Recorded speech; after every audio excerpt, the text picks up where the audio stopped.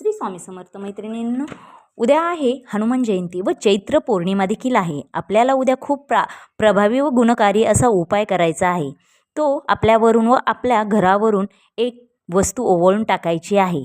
तर आपल्याला बऱ्याच वेळा असे वाटते की आपल्या घरावर कोणाची तरी नजर लागलेली आहे. त्याचबरोबर आपल्या मुलाला मुलीला व घरातील व्यक्तींवर, त्याचबरोबर आपल्या संसाराला असे आपणाला खूप वेळा वाटत असते. का तर मुले चांगली असतात, कधीकधी खूप चिडचिड करतात, काही ना काही कंटिन्यू त्रास देतात.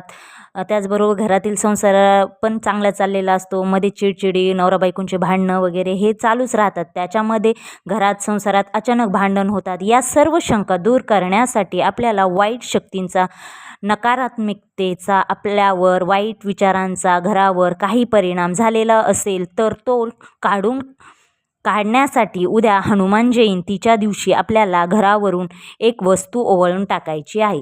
त्याचबरोबर उद्या चैत्र पौर्णिमा देखील आहे. त्यामुळे खूप अत्यंत महत्त्वाचा दिवस आहे. प्रत्येक स्त्रीला वाटत असते की माझे घर हसत खेळत भरभरून असावे, कोणते दुःख, संकट, अडचणी माझ्या घरावर येऊ नये असे वाटत असते, प्रत्येकाला वाटत असते. त्यासाठीच एक साधा सोपा मी एक उपाय सांगणार आहे. तुम्हाला आपल्या घरावरून, घरातील प्रत्येकावरून ती वस्तू ओवाळून टाकायची आहे.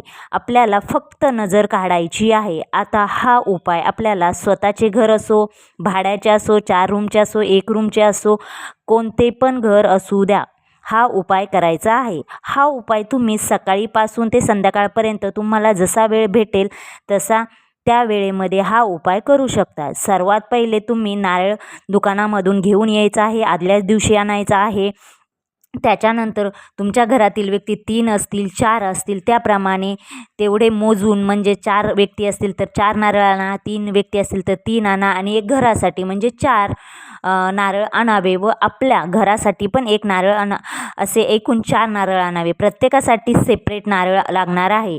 तुम्ही म्हणाल की एकच नारळ आणला आणि आमच्या घरातील 3 मुलं आहेत आणि घर असे 4 व्यक्तीवरून एकच नारळ ओवाळून टाकताना तर जमणार नाही. सर्वावरून उतारायचा जो नारळ आहे तो सेपरेट नारळ लागणार आहे.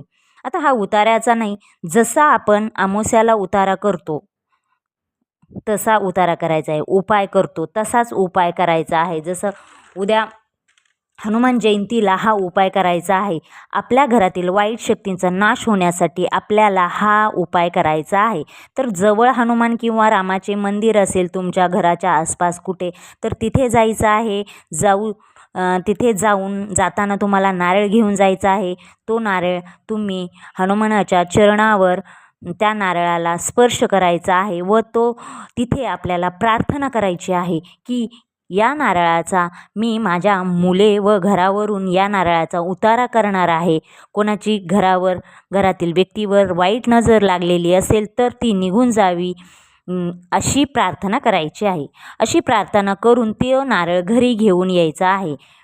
त्यानंतर हनुमान जयंतीच्या दिवशी आंघोळ झाल्यानंतर तुम्हाला जसा वेळ भेटेल तसा, म्हटलंच आहे तसं, तर सकाळी पण आंघोळ झाल्यानंतर प्रत्येकाच्या अंगावरून उतारा करायचा आहे. पायापासून ते डोक्यापर्यंत, म्हणजेच उजव्या साईडनी ते डाव्या साईडला असं क्लॉकवाईज तुम्ही 7 वेळा हा उपाय करायचा आहे. तर डोक्यापासून क्लॉकवाईज पूर्ण नारळ फिरवायचा आहे. त्यावेळी तुम्ही श्री स्वामी समर्थ, श्री स्वामी समर्थ या मंत्राचा जप करू शकता. आता उतारा करायच्या अगोदर बाहेर एक विशेष एक वस्तू ठेवायची आहे, ती म्हणजे एक पिशवी. कारण की तुम्ही उतारा केला नारळ घरातच ठेवाल, तर तसं करायचं नाही. तुम्ही एका मुलाचा उतारा केला अँटी क्लॉकवाईज 7 वेळा श्री स्वामी समर्थ, श्री स्वामी समर्थ असं म्हणत करायचं आहे. त्यानंतर घराच्या बाहेर जायचं आहे. बाहेर एका साईडला पिशवी ठेवलेली आहे, तर त्या पिशवीमध्ये तो नारळ ठेवायचा आहे. तिथे हातपाय, तुमचं जर बाहेर नळ वगैरे कुठे असेल तर तिथे हातपाय धुवा, नाही तर घरात येऊन हातपाय धुवा. त्याच्यानंतर दुसरा नारळ घ्यायचा आहे, दुसऱ्या मुलावरून ओवाळायचा आहे. त्यानंतर परत बाहेर जाऊन तो नारळ ठेवायचा आहे. त्यानंतर तिसऱ्या व्यक्तीवरून घरातील ओवाळायचा आहे आणि त्याच्यानंतर तो पिशवीत ठेवायचा. त्यानंतर घरावरून अशा प्रकारे तुम्ही हा उतारा करायचा आहे. अशा प्रकारे उतारे करायचे. त्यामध्ये जर घरातील महिलेला मासिक धर्म असेल आणि ती करू शकत नाही तर घरातील व्यक्तीने कोणीही केला तरी जमेल, परंतु त्या स्त्रीने उतारा करू नये. ज्या स्त्रीला मासिक धर्म आलेला असेल त्या स्त्रीने करू नये. तिचा दुसऱ्यांनी उतारा केला तरी जमतो, परंतु तिने मासिक धर्मामध्ये दुसऱ्यांचा उतारा करू नये. अशाच प्रकारे 7 वेळा आपल्या घराचा देखील उतारा करायचा आहे. हे सर्व नारळ घेऊन एखाद्या झाडाजवळ किंवा अशा ठिकाणी ज्या ठिकाणी कोणाला त्याचा त्रास होणार नाही. हा उतारा काही आपण कोणाचं वाईट होण्यासाठी वगैरे असा काही आपला हेतू नाही की तिथे टाकले त्याच्यामुळे आता दुसऱ्यांना एखादे अशा प्रकारच्या वस्तू बघितलं की म्हणतात अरे हा उतारा याने आम्हाला पण होऊ शकते, असं बऱ्याच जणांच्या डोक्यामध्ये थिंकिंग असतात. त्याच्यामुळे आपण काही दुसऱ्यांचं काही वाईट वगैरे काही करत नाहीत. तर अशा ठिकाणी तो जाऊन ठेवा की कोणाला त्याचा त्रास होणार नाही. आपल्या चांगल्यासाठीच करत आहे, कोणाच्या वाईटासाठी आपण करत नाही, हे लक्षात असू द्या. कधी कोणाबद्दल वाईट चिंतू नका, मनात दुसऱ्याविषयी वाईट चिंतू नका. आपण जर असे केले तर त्याचे वाईट परिणाम आपल्यालाच भोगावे लागतात. हे नारळ एखाद्या पाण्यामध्ये टाकू शकतायत जर आसपास कुठे असेल. व हे झाल्यानंतर उपाय डायरेक्ट आपण घरी येऊन आपण स्वच्छ हातपाय धुवायचे आहे आणि देवाला नमस्कार करायचा आहे. देवाला व हनुमंताला प्रार्थना करावी की हे देवा, माझ्या घरातील व्यक्तीवर घरावरील नकारात्मक गोष्टीचा नाश कर, अशी प्रार्थना करावी. नकारात्मकता जाणे खूप जरुरी आहे, कारण आपण खूप कष्ट करतो पण घरात नकारात्मकता असते. त्यामुळे आपल्याला हा उपाय करायचा आहे. त्याचबरोबर या दिवशी चैत्र पौर्णिमा आहे, हनुमान जयंती आहे. आपल्याला या दिवशी न चुकता दान करायचे आहे. या दिवशी कुलदेवीची सेवा करा. उद्या नक्की नारळाचा हा उपाय तुम्ही करावा. जर माझा हा व्हिडिओ आवडला असेल तर नक्की लाईक करा, शेअर करा, सबस्क्राईब करा आणि बेल आयकॉन बटन प्रेस करायला विसरू नका.